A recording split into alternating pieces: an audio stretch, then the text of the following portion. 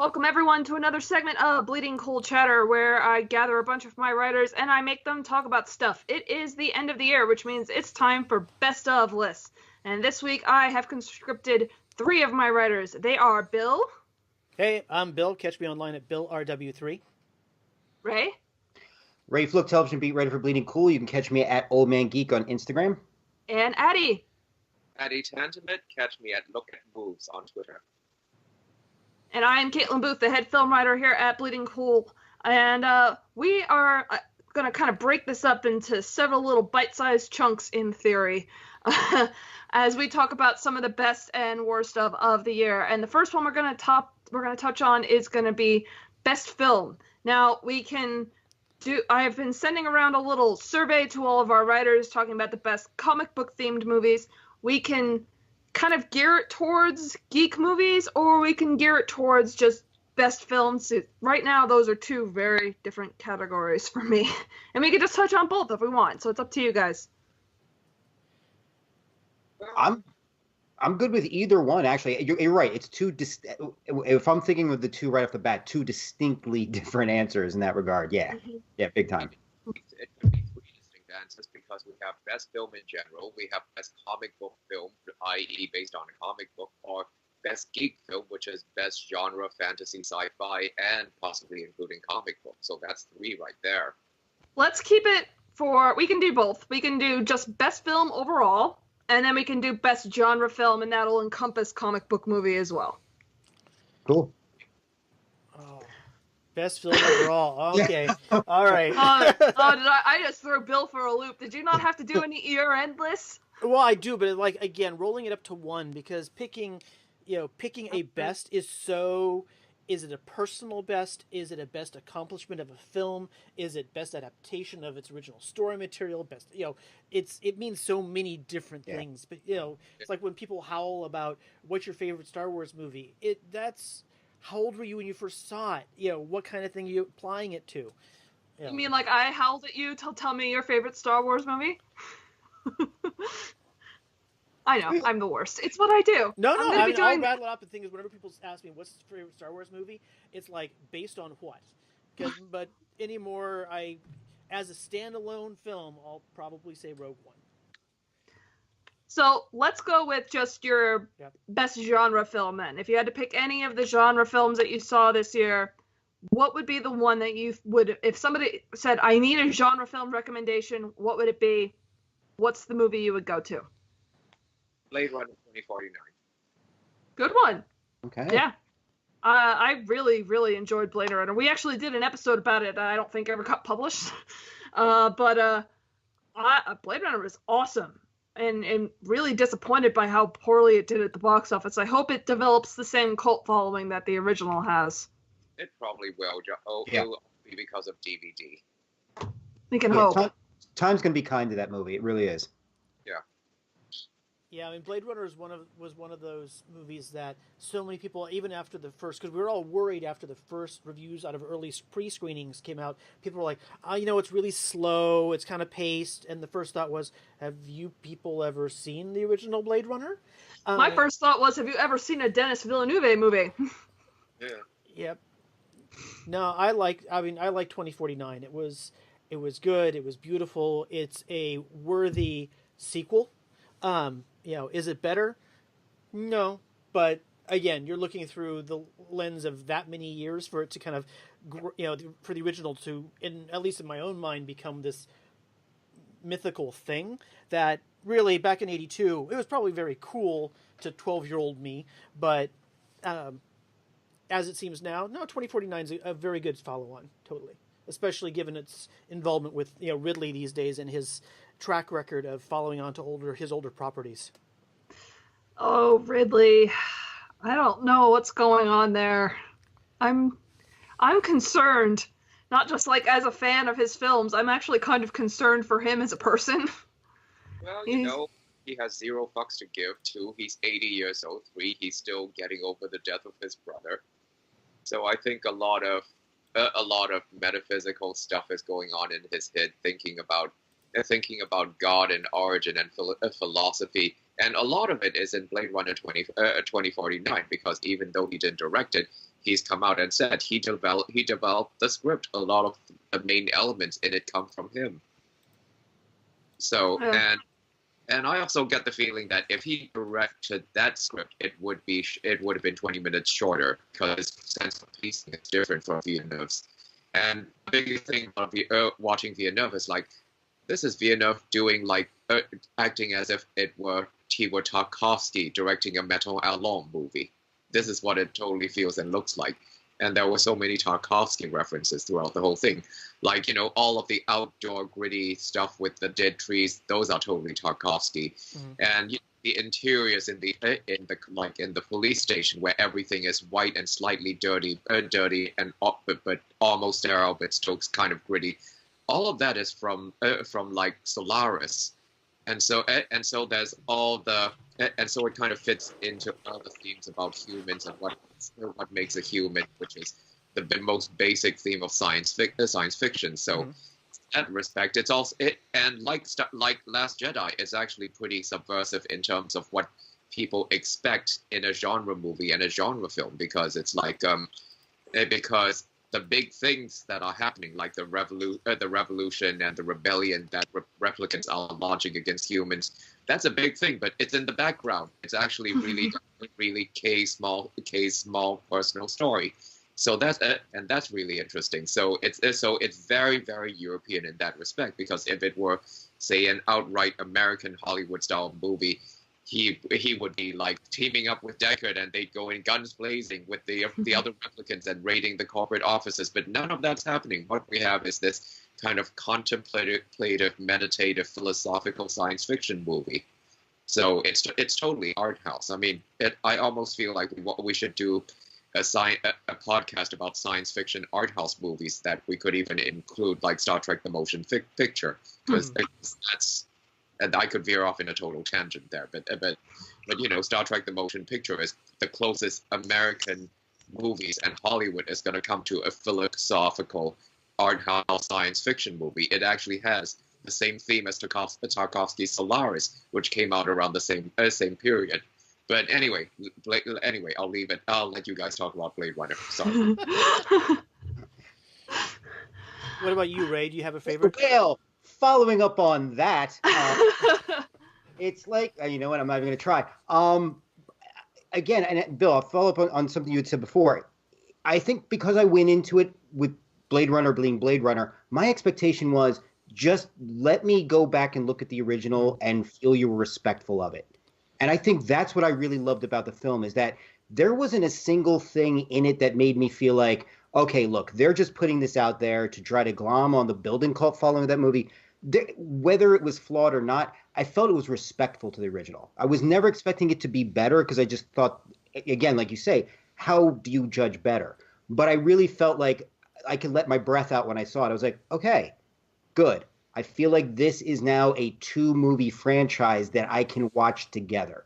And that was my biggest concern, that it was just going to be something that was going to make me, in my mind, hurt even the original a little bit.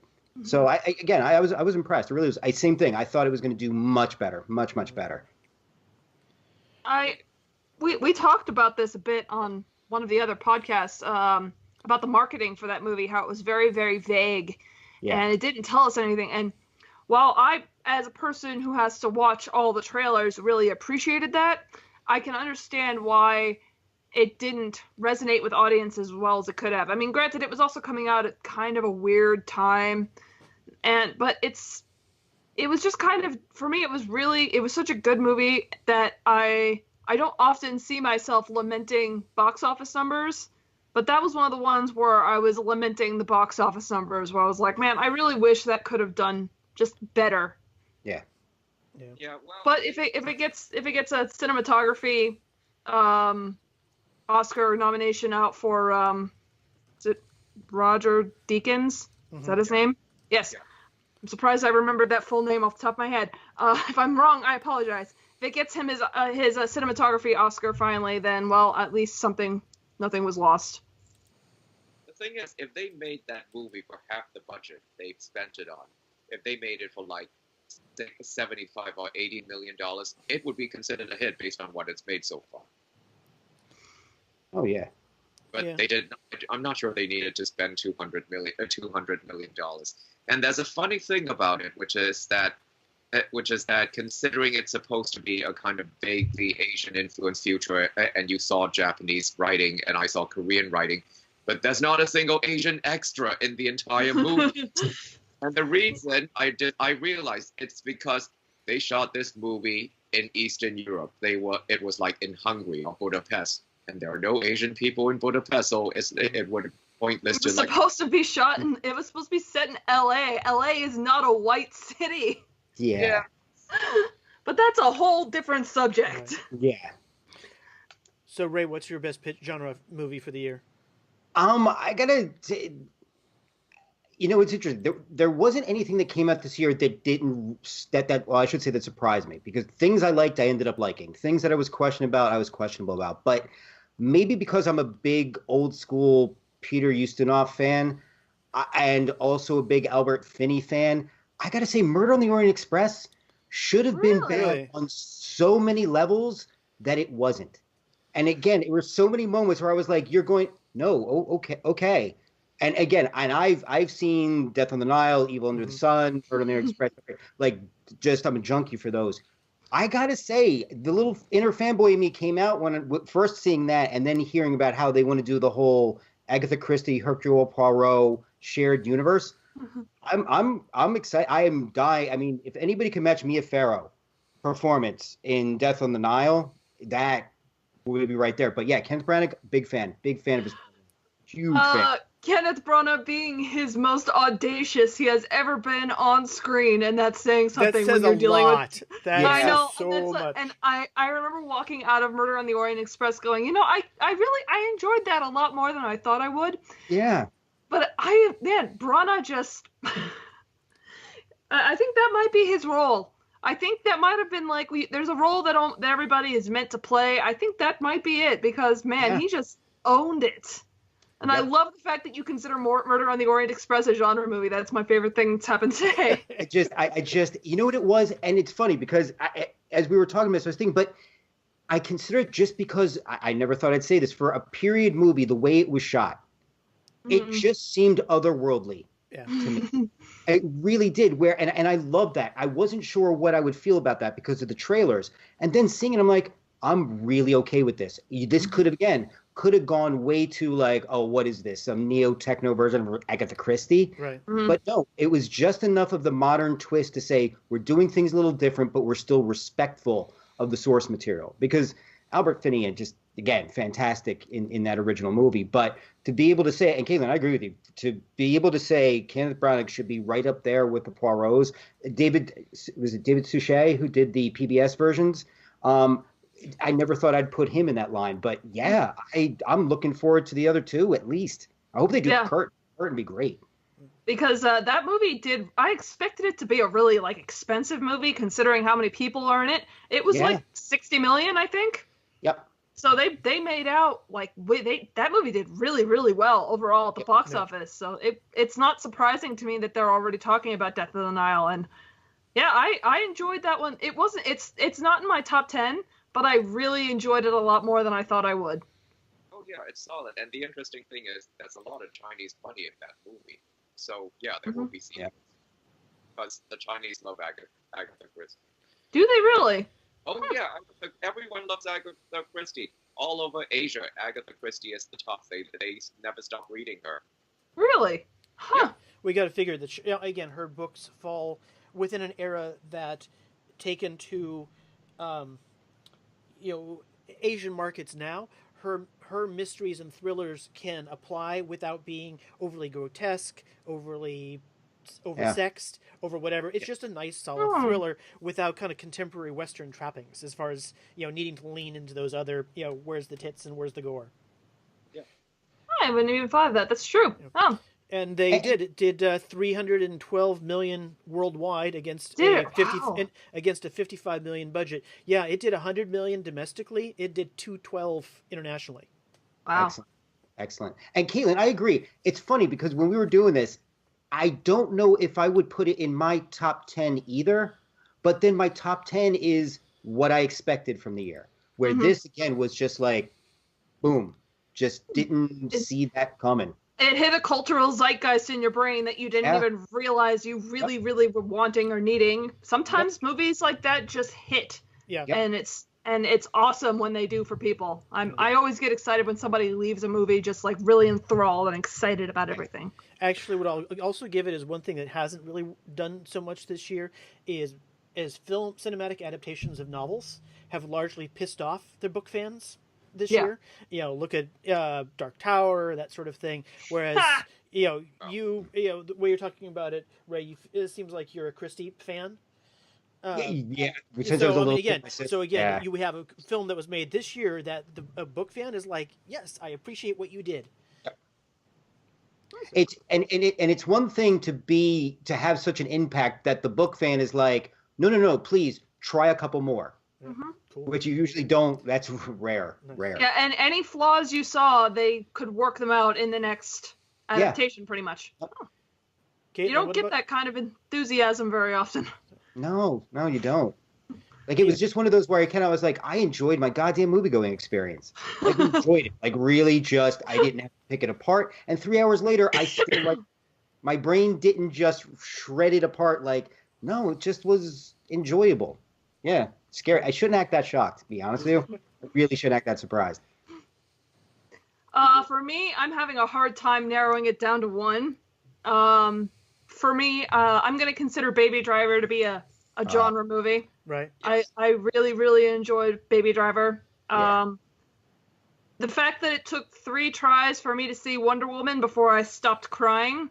I have my issues with that movie, but as I've said multiple times to people, I can't think of anything that has impacted me more emotionally than Wonder Woman has. Mm-hmm. But my favorite genre movie of the year absolutely goes to The Shape of Water from Guillermo del Toro. Excellent. I haven't seen it on the big screen yet. I had to see it on a screener because I didn't get a chance to make it to our screening. But I love Del Toro. I love everything he does, and the fact that he made this movie work, which somebody who saw it at a festival circuit said that if you could picture a movie where a woman fucks the creature from the Black Lagoon, no, that's actually the movie. And the fact that it works, the cast is absolutely killer. Sally Hawkins, God, if she doesn't get some sort of award nomination out of this, I am going to punch the entire world in retaliation. She is just phenomenal and a commanding presence, despite the fact that she does not speak a single word unless you count a dream sequence. The creature effects that they put Doug Jones in are just fantastic. It's really sweet in a way that you wouldn't expect it to be, while also maintaining the fact that the movie never lets you forget that, no, the fish monster is a monster. He is a monster. And I was so excited that the first time a studio actually sent me promo material was for Shape of Water. Mm-hmm. I posted on my Instagram, but I got a tube I opened up a box and I looked down, there's a poster tube in it that says Department of Defense on the top. And then I opened it up and it had like a wall scroll with wood on either end that I could hang from my wall, and it has like a scientific figure of the monster that's made out of like cloth, and then a piece of paper that's redacted on it talking about the creature, and it says Shape of Water on the outside of the tube.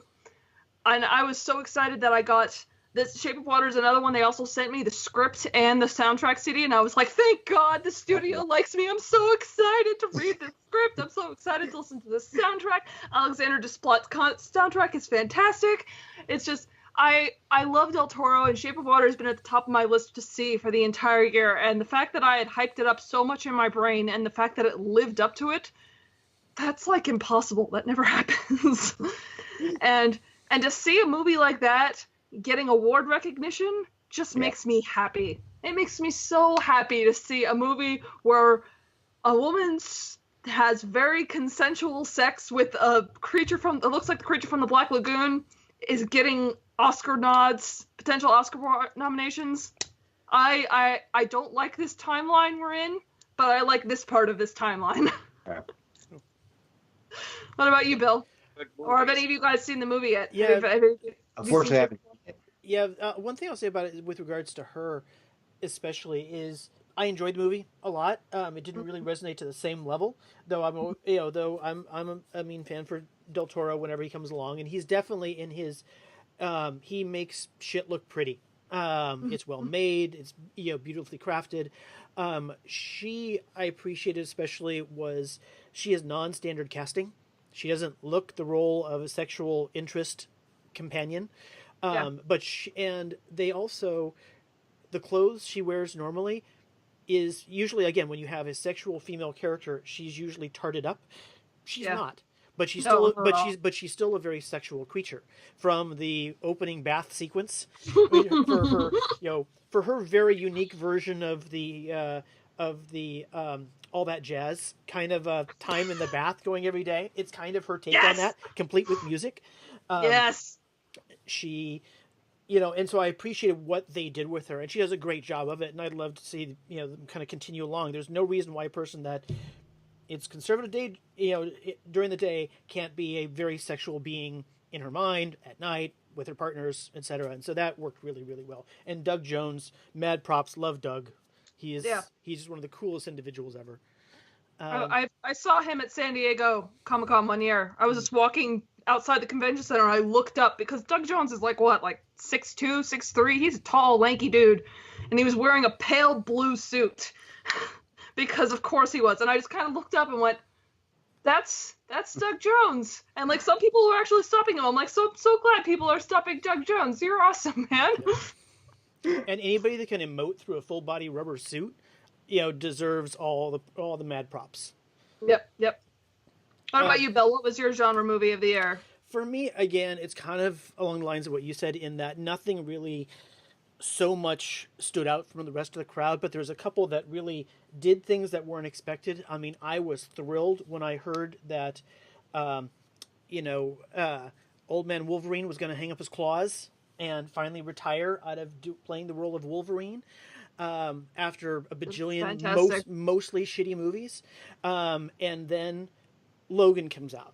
And I have to suddenly become really bitter in that he's been saving actually doing something decent for all of this time, and we finally get... That's how I feel about Star Trek Beyond. I was like, why couldn't we have that 2 movies ago? Yeah, exactly. So, I mean, props to Logan for them to finally pull out something that was actually again, relative to the X-Men universe, let's be really, couch this properly here.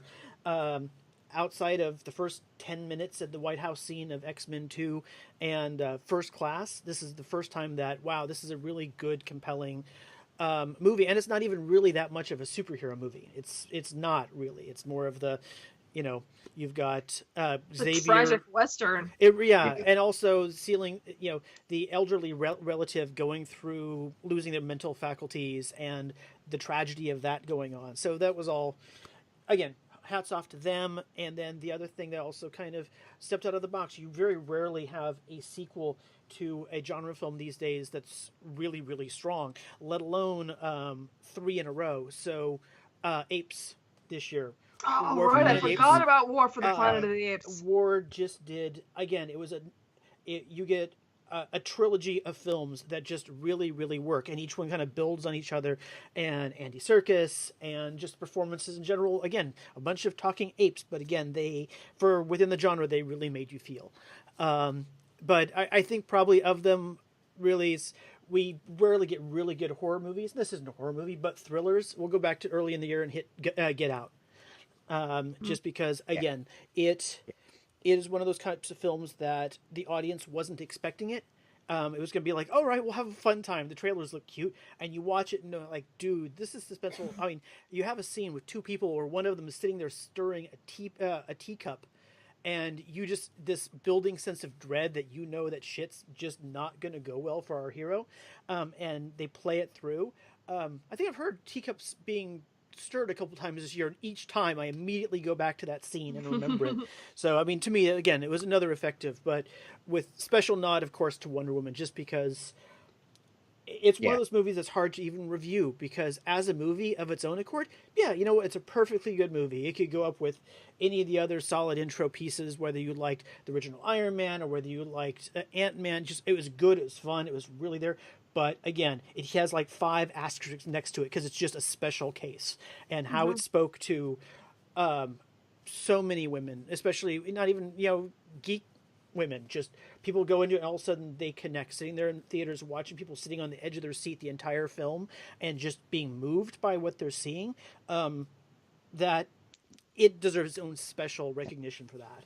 I'm so excited for Black people to get that exact same feeling from Black Panther. Oh, absolutely. I'm so excited for that. Like I said on the chat today, somebody has set a rumor out that the first cut of Black Panther is 4 hours long, and all I've seen all day today is Black Twitter going, "Okay, we're in. We're gonna map out a whole afternoon. We're in 4 hours. Let's do it." If Kenneth, again going back to Kenneth Branagh, if he can have a Hamlet that's 3 hours and 40 minutes long, then by gods, let them have a 4-hour Black Panther. Exactly. And in regards to Wonder Woman, the reason why I didn't even mention Wonder Woman, it's when people asked me what I thought about Wonder Woman when I saw it, the best and the only clearest answer I could give was foundational. Mm-hmm. That's the only way you can say it. Is it a perfect movie? No. But it's a movie that should have happened a really, really, really long time ago. So it's almost beyond a reviewable movie because you were seeing so many people going into this movie and walking out of there. It's odd. If I had to connect it to a pop culture reference, it's weird. I think I'm going to go Buffy here for a second. But I'm thinking the last episode of Buffy, when every single inner Slayer is woken up, that was the best analogy I could think of. Literally what we saw coming out of the theaters was just this awakening of like, yeah, we've been talking about this. Now we get to see it. So we want to see more. And that, to me, beyond review, that just gets Hall of Fame. But like you said, 5 asterisks, Hall of Fame. I don't even know if that even gets a consideration. That should just be kind of a given for 2017. If you talk to my dad, that's his favorite movie of the year. Yeah.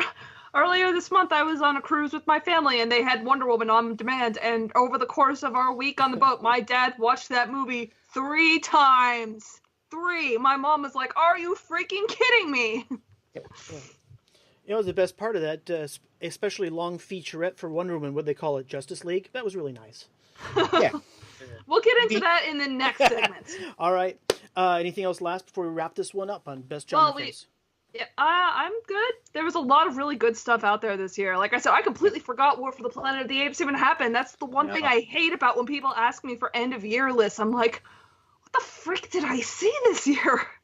Yeah, and I'd like to make an honorable mention, which is Blade of the Immortal, which is Miike Takeshi's 100th movie. And it's almost like a companion piece to Logan, because it's about this guy who can't die, who agrees to protect a young girl, and also to help her get revenge on the death of her family. And it's just this movie about this guy who literally can't die. He's a former samurai. He's scarred. He's incredibly tired. Just because he can't die doesn't mean it's fun, because he gets a part cut off him. He can reattach that part, but it still hurts waiting for everything to get better. Yeah. And it's also kind of darkly comic in that way that Miike Takeshi is. And it also just back to a lot of classic samurai series like Zatoichi and all those movies. And also Takira Kimura, the guy who plays Manji, the hero. He just has this kind of incredibly put upon, oh, for fuck's sake, I have to put up with this now whenever shit starts happening. And when this thing hits Netflix, it is going to be a must-see. It's like 2 hours and 20 minutes long, and it doesn't feel long at all. It's like one of the best genre movies of the year as well. Awesome. All right, so let's switch gears away from the genre movies to just the best movie you saw this year. This one has been really tough for me, but I think I'm still pretty solid on my own personal answer, but I want to hear from you guys first. Who wants to go? I will, and again, a surprise. I'm going to go with The Post. No, I love The Post. Post is so good. And here's the thing. The subject matter, I was already hooked. When I saw the casting, what I got concerned was, okay, is there going to be a commitment to the story, or is this Oscar bait? Let's get the big names and the big story because of the big political climate, and it's all just going to fit in nicely. And again, 10 minutes in, I'm already feeling like, okay, I'm great. And again, special shout out Bob Odenkirk. Just Yeah, I mean, I will watch this guy's home videos if they put him on television at this point. I never thought Mr. Show Bob Odenkirk would be rolling the way he is right now. But yeah, The Post, I gotta say, it is a rewatchable movie. For some reason, it's not similar to All the President's Men in any way, shape, or form, but I would watch those two as two like doubleheader movies. Right. Just to get that kind of vibe, but from two completely different approaches. I remember walking out of the Post. They had a critics only screening for us, I believe, in November. And I walked out and I looked at another critic and he was like, God damn it. I was like, what? He's like, we have to consider Meryl Streep for another award, damn it. And you know what? It was like, okay, yeah, we do have to consider Meryl Streep for another award, but for once, it doesn't feel like, of course, we're giving Meryl Streep another award. If she wins this year for The Post, I'd be totally okay with that because it felt deserved. There were so many little things about that movie that I loved. I loved how they talk about how she's not just, people don't just walk around her, they walk through her. And if you watch the whole movie, that's all people do. They all bump into her all the time because they're not even looking for her. And it was just, I walked out of that movie going, man, that was too goddamn relevant. Yeah. And I'm not sure if it ever really found the audience it needs to. Maybe it will if it'll get one of those late in the game. If it wins anything, maybe it'll get a late in the game boost from people who really should be seeing it. But as far as preaching to the converted, I really, really enjoyed that movie.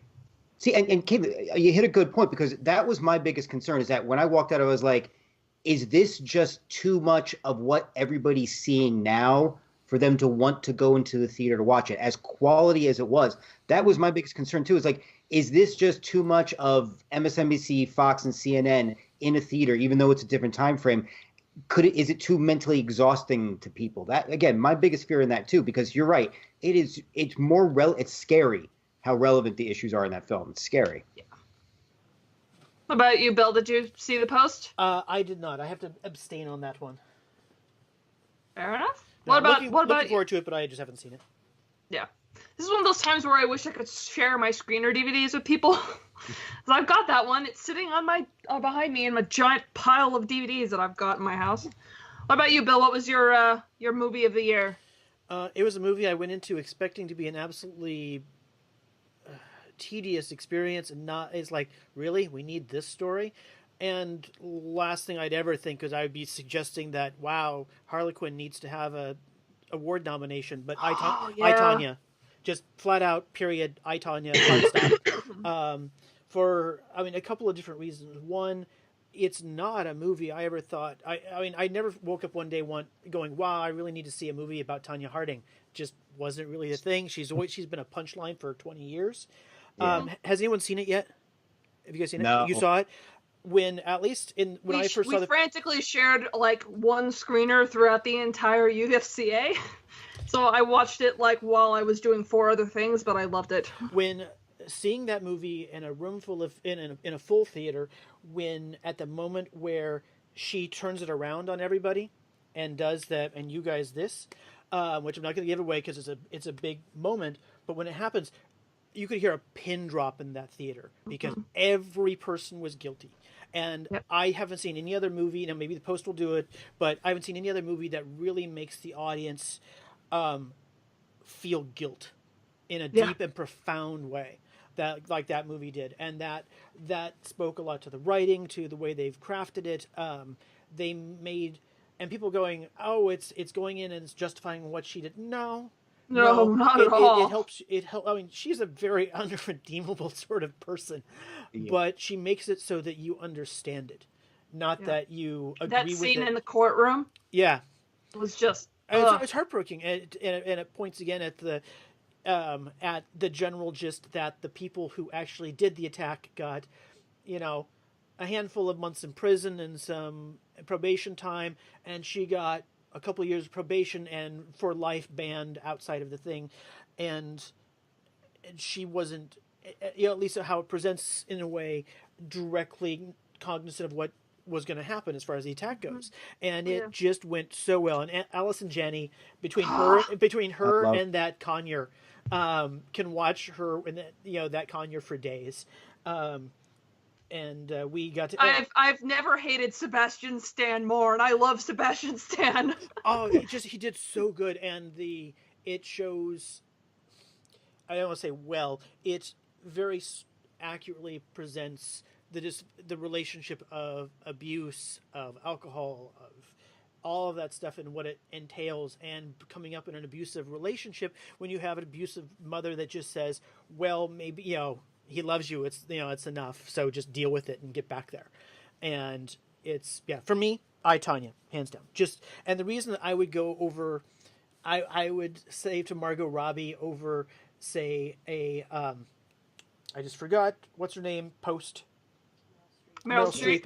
Meryl Streep is, you kind of expect Meryl Streep to be good. She's established that whenever she gets on screen, she gets good material. She will deliver. I didn't expect this from Robbie.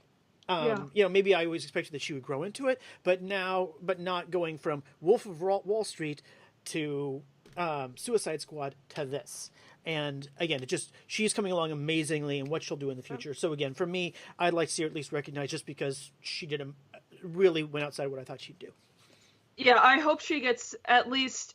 I could see her maybe walking away with the Golden Globe. I'm not sure if she's going to get the Oscar, but I hope she gets some award recognition for that role because, man, making you even a little bit sympathetic towards Tanya freaking Harding is just that's impressive. And you get to a movie that you don't expect to do.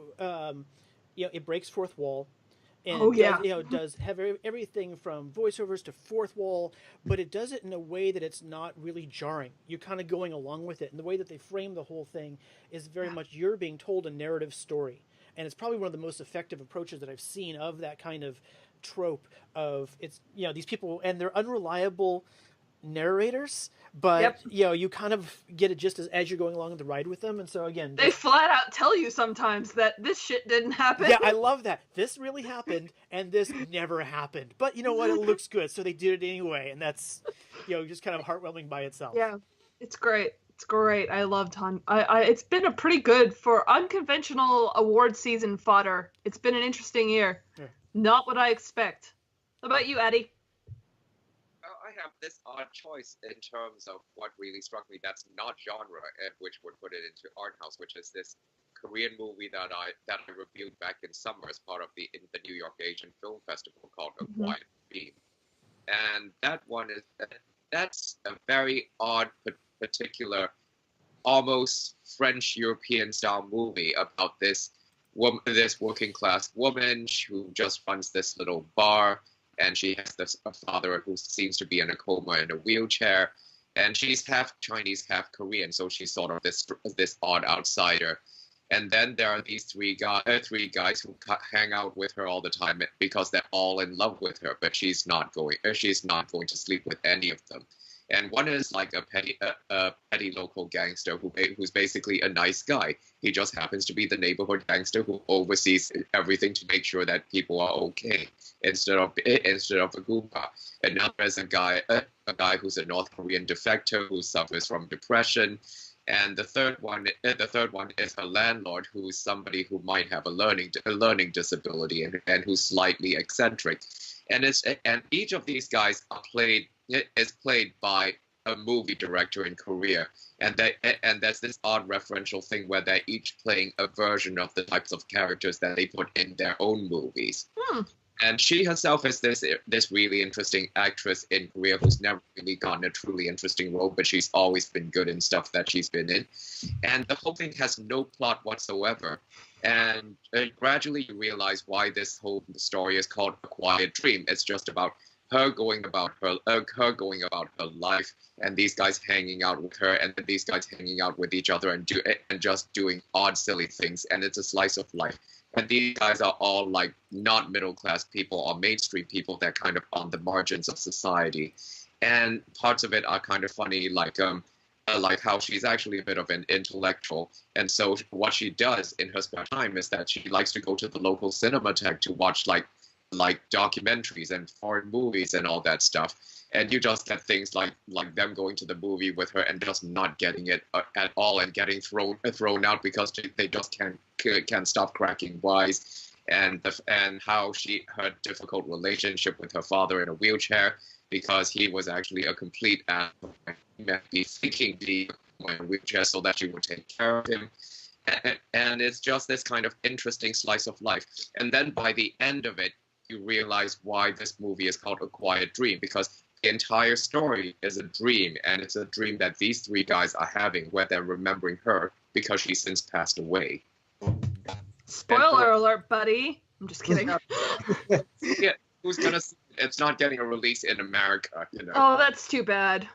There's nothing more frustrating than seeing a really good movie at a film festival and it not getting picked up in any capacity.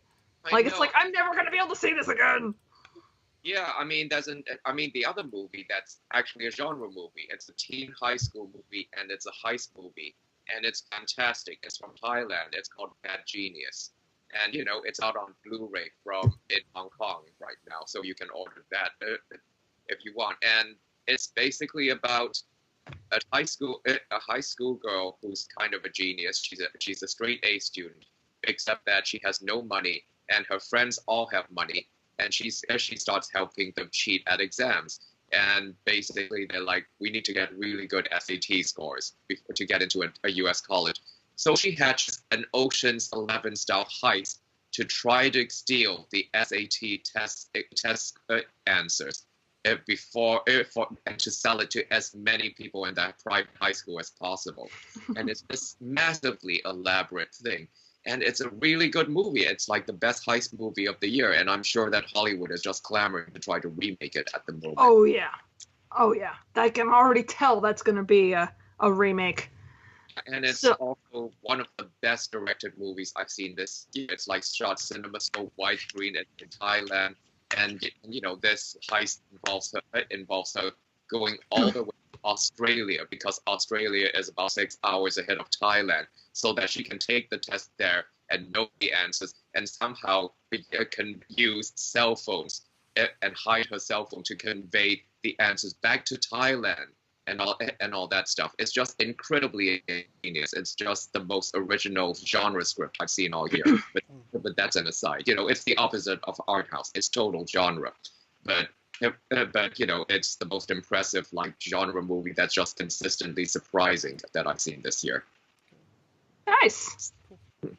Mine, I have two honorable mentions. The first one is going to go to Lady Bird for being fantastic and a great movie, especially for women to see with their daughters to see with their mothers. And any movie that starts off with a mom loudly arguing with her daughter, and the daughter wants out of the conversation so much she throws herself out of a moving car, and the next shot is the daughter with a giant cast on her arm. It's a good start. Yes. And the second one goes to a little indie that I only fell more in love with over the course of the year, which was called A Ghost Story, which you just need to go see A Ghost Story. Okay. Anything I tell you about it will ruin it, but it is a movie about a ghost that is just a guy standing underneath a sheet, and it takes itself 100% seriously, and I was not in until about 50% of the way through the movie, and then I was 1,000% in, so absolutely check that one out. That's an A24, and I love A24. A24 really rocks it. And by the way, this would be Ghost Story, not the 1980 version, which would be a different Ghost Story. However, it's still an amazing, amazing movie. Go see that one too. That is fun. But my movie of the year is 3 Billboards Outside of Ebbing, Missouri. Really? Oh, excellent. Oh, I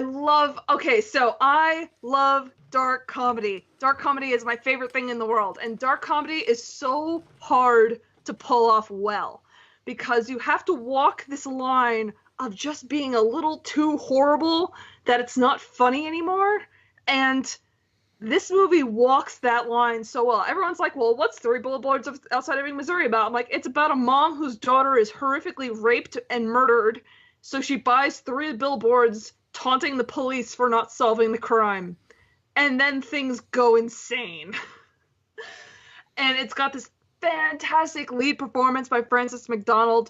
She is just angry in a way that I can only imagine a mother could be. It has one of the best uses of the word cunt you will see in a movie this year. It is horrifically funny in the best kind of way. It has an amazing supporting actor performance from Woody Harrelson and Sam Rockwell in a movie that only Sam Rockwell could pull off. I understand that there are some people who don't like the fact that it kind of skirts around a very obvious race issue. But I'll just say that people are saying that a particular character is redeemed by the end. I don't know what movie they were watching. There is not a redeemable person in that cast, and that's kind of the point of the movie, is that no one is redeemable, and that sometimes good people do horrible shit, and sometimes horrible people will just direct their horribleness at another target. And it's just absolutely fantastic. It was another movie that I got the script for, and I'm like, I'm going to read the script. I'm so excited. And I felt very fortunate that two of my favorite movies of the year I got sent the script for, because last year I got the scripts for like crap I didn't care about. But that one is fantastic, and I would highly, highly recommend you seek that one out. It's, again, award movie that I'm so excited to see. Like, the award season this year is going to have something like The Post, which is very much something you would expect to be in the award season, but it's also going to have stuff like Get Out. It's going to have I, Tonya. It's going to have Shape of Water. It's going to have Three Billboards. It's going to have Lady Bird. All of these movies, I'm not usually excited about the award season, but the award season this year is shaping up to be so different from anything that we've ever seen before. Again, I don't like this timeline, but I like this part of this timeline. And the fact that I got this movie just made me so, so happy. Yeah. Oh, this timeline sucks, but we're getting some really great movies and TV shows. Yeah. Yep. Speaking of which, we should probably wrap this segment up because it went about 30 minutes longer than we expected it to. What a shock! We didn't nail this in 15? No. It's 15-ish. Give or take 15 plus a half an hour. You know that moment when you're starting to write out a review and you go, I'll bang this out in 10 minutes? Yeah. Same thing. Yeah. So how about you guys share where everybody can find you, and then we'll move on to our next segment. Bill, where can people find you? Find me. And what do you do? I write TV, film, and whatever Kaitlyn tells me to. And you can find me on Twitter at BillRW and the number 3. Ray? Ray Flook, television beat writer, and I just wander the streets aimlessly. You can follow me on Twitter at OldManGeek88 and on Instagram at OldManGeek. And Adi? I write the Look at Moves column, which covers TV, film, and sometimes games. And you can find me on Twitter at Look at Moves. And I am Kaitlyn Booth. I am the head film writer here at Bleeding Cool. I have a couple of interesting things coming out for the new year for whenever this decides to come out. And we will hopefully be getting back into getting movie reviews again soon. Once we start actually seeing stuff come out again. And you can follow me on Twitter at Katie's Movies. Thanks for joining us.